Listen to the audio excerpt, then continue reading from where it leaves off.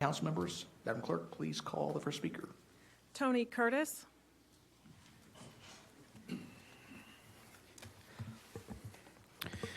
I am Tony Curtis, Executive Director of the Metropolitan Housing Coalition.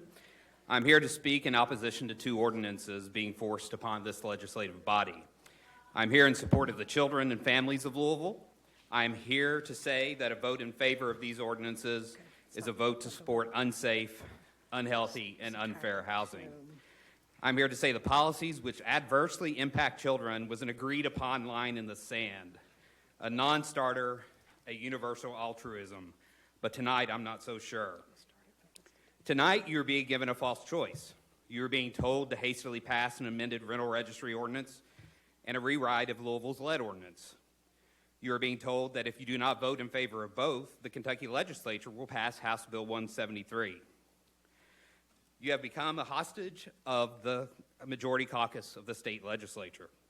I remind you tonight that the lead ordinance was passed unanimously, including some of you who sit here today. This was an ordinance that was the result of the most complete stakeholder process I have witnessed. And believe it or not, the process even included landlord and real estate groups.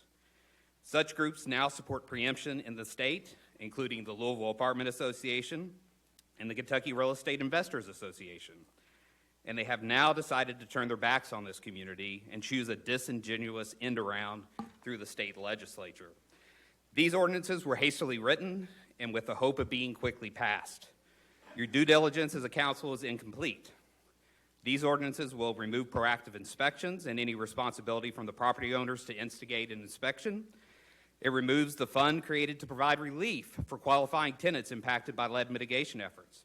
It removes the registration fee that would help fund proactive inspections and testing.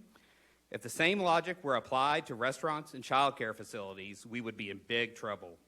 Both have unannounced inspections, are listed on a public registry, and receive certifications as a result of those inspections.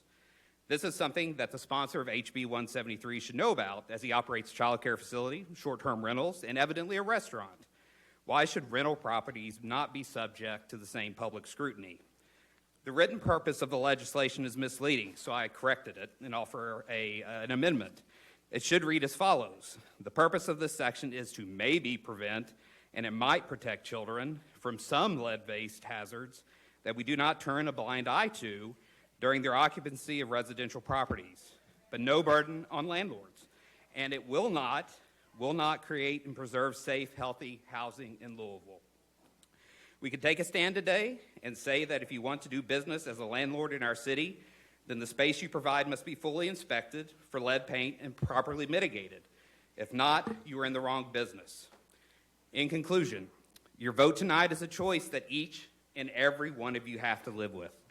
If you vote in favor of the proposed lead ordinance, you're choosing to use children as our community's frontline lead detectors. That is unacceptable, and I know for myself that I would not want that to be associated with my name. Thank you. Thank you. John